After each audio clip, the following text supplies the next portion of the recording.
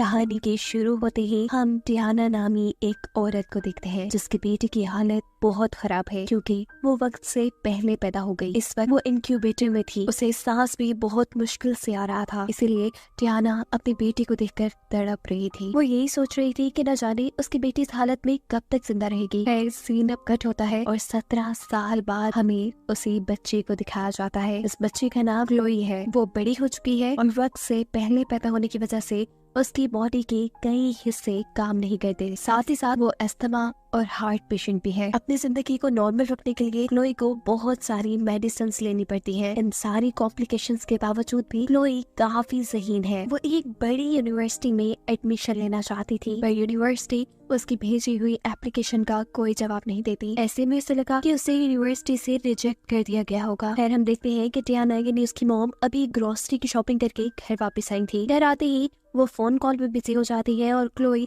जैसे ही grocery bag से chocolates लेने के लिए बैग खोलती है तो उसे इसके अंदर टियाना के नाम पे कुछ टैबलेट्स मिलती है, जिन्हें देखकर वो परेशान हो जाती है क्योंकि उसकी मॉम तो कोई टैबलेट नहीं यूज करती थी। फिर आखिर उन्हें क्या हुआ होगा? रात में अब उसकी मॉम उसे टैबलेट्स देने के लिए आती है। क्लोई नोटिस करती है कि उसे वही टैबलेट दी गई थी जो उसकी मॉम के नाम से आई थी। वो टियाना से पूछती है कि ये टैबलेट्स आपके नाम से क्यों आई थी? तो टियाना जवाब में कहती है शायद ये फार्मा की गलती है। ऐसे में क्लोई चुपचाप वो मेडिसिन ले लेती है। अगली सुबह क्लोई वही मेडिसिन रैक में से निकालती है। इस मेडिसिन को चेक करने पे उसका फार्मूला ट्रायोक्सिन लिखा था, लेकिन अजीब बात ये थी कि इस मेडिसिन को किसी और मेडिसिन के रैपर से रैप किया गया था। और ये देखने पर क्लोई को अब अपनी मॉम पे शक होता है।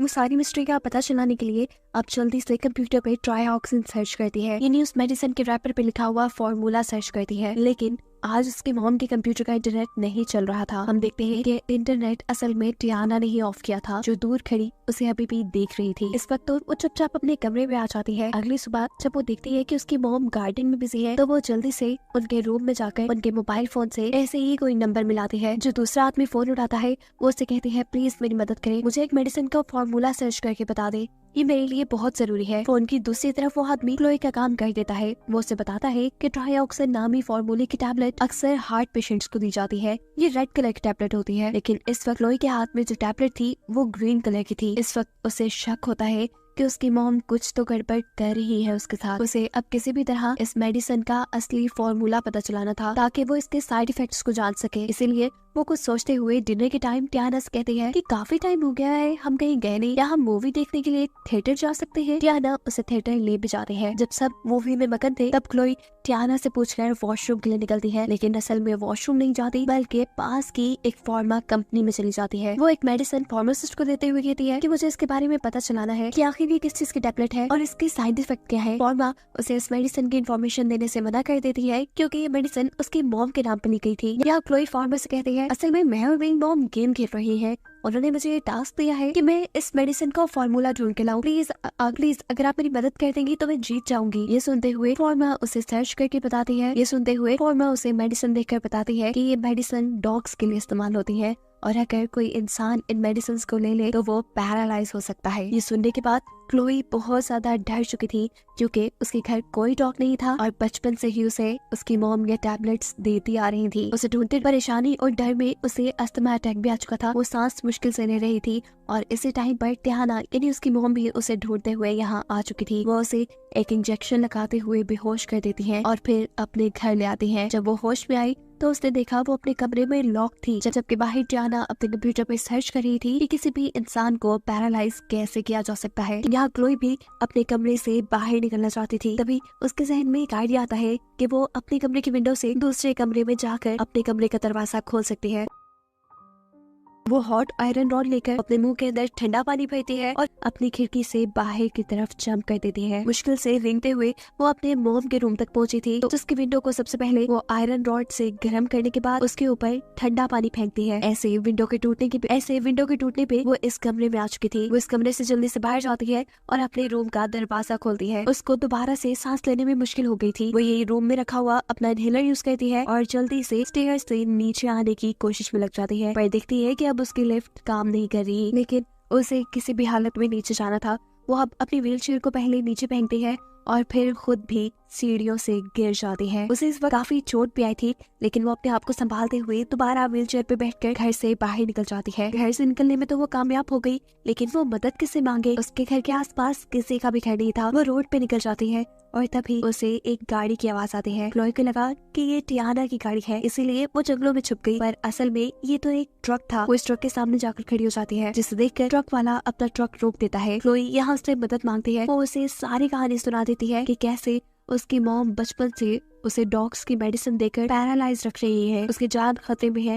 वो इस आदमी से कहती है कि मुझे किसी भी हालत में पुलिस स्टेशन जाना है। ये आदमी उसकी बात मान लेता है। इससे पहले कि वो क्लोई को अपने ट्रक पे बिठाता, पीछे से टियाना आ जाती है, जो उससे पूछती है कि तुम मेरी बेटी को आखिर कहाँ लेके जा रही हो। जिसके जवाब में ये आदमी कहता है कि तुम्हारी बेटी को लगता है कि तुम उसे गलत मेडिसिन दे रही हो। वो तुम्हारे खिलाफ पुलिस स्टेशन जाना चाहती है और इस काम में मैं उसकी मदद करूंगा। टियाना की तो अब होश ही उड़ चुके थे। टियाना उसे बहुत तरीकों से समझाती है, उसे रोकने की बहुत कोशिश करती है, लेकिन जब यह आदमी नहीं रुकता तो मजबूरन टियाना को गलत रास्ता इस्तेमाल करना पड़ता है। और यहाँ पर क्लोई का बेहोश होने वाला इंजेक्शन इस आदमी को लगाकर क्लोई को घर वापस ले जाती है। यानी एक और मर्तबा क्लोई उस खतरनाक जिंदगी में पहुंच चुकी है। टियाना ने क्लोई को अब उसकी बेसमेंट में जंजीरों से बांध के रखा था और यहाँ पर वो एक मेडिसिन भी बना रही थी ताकि वो क्लोई को हमेशा के लिए पैरालाइज्ड कर सके। क्लोई हर हाल में यहाँ से निकलना चाहती थी, इसीलिए वो बेसमेंट के अंदर ही कुछ जरूरी चीजें ढूंढना शुरू करती है, जिसकी मदद से वो यहाँ से निकल सके। इसी दौरान क्लोई को यहाँ पे कुछ इम्पोर्टेंट डॉक्यूमेंट्स भी मिलते हैं,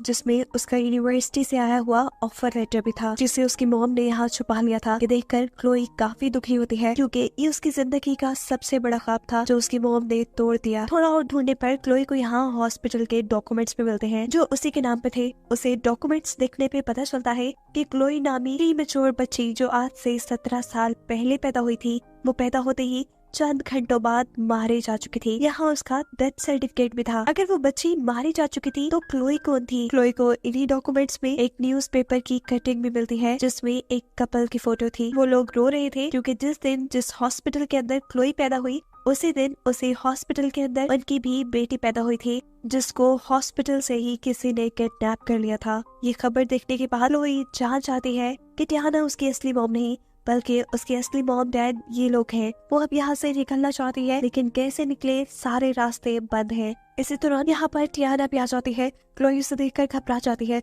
उसे कहती है, दूर रहो मुझसे, मैं जान गई हूँ, तुम मेरी मॉम नहीं हो, तुमने मुझे हॉस्पिटल से किडनैप किया था, मैं उस कपल की बेटी हूँ। टियाना ये सारी बातें सुनकर इमोशनल हो जाती है। वो क्लोई से कहती है, तुम मेरा यकीन मानो, तुम मेरी बेटी हो, मैं तुमसे बहुत प्यार करती हूँ, मैं आज के बाद तुम्हें ऐसी कोई मेडिसिन नहीं दूंगी, बस मैं चाहती हूँ कि तुम हमेशा मेरे पास रहो। लेकिन क्लोई यहाँ दोबारा टियाना के साथ बदतमीजी करती है, तो टियाना को भी अब गुस्सा आ जाता है। वो अब बड़े से इंजेक्शन में क्लोई को पैरालाइज्ड करने के लिए अपनी बनाई हुई मेडिसिन भरती है। अपने आप को बचाने के लिए क्लोई वहां से घसरते हुए एक वार्डरोब में चली जाती है। उसे वार्डरोब तो लॉक नहीं हो पाती। वो अपने आप को बचाने के लिए यहाँ पे एक लिक्विड पी लेती है, जिससे वो बेहोश हो चुकी थी। टियाना को लगा वो मर गई और ये सोचते ही टियाना की हालत खराब हो गई थी। वो बहुत ज्यादा रो रही थी, क्योंकि वो सच में क्लोई को अपनी बेटी मानती थी। वो क्लोई को अपने से दूर भेजना नहीं चाहती थी और वो क्लोई को पैरालाइज होने वाली भी मेडिसिन इसीलिए दिया करती थी कि कहीं वो अपने असल पेरेंट्स के पास ना चली जाए। अब क्लोई को जब होश आया तो उसने अपने आप को हॉस्पिटल में पाया। उसके इर्द गिर्द डॉक्टर्स थे और उसके स्टमक को साफ किया जा रहा था। वो रूम से बाहर देखती है तो वहाँ टियाना खड़ी थी, यानी वही उसे हॉस्पिटल लेकर आई होगी। उसे देखकर वो दोबारा से डर जाती है और पास खड़ी नर्स को बुलाती है। वो उसे इशारे से एक पेन और एक पेपर मांगती है, जिस पर वो नर्स को कुछ लिख कर बताना चाहती थी, और ये चीज बाहर टियाना भी देख लेती है।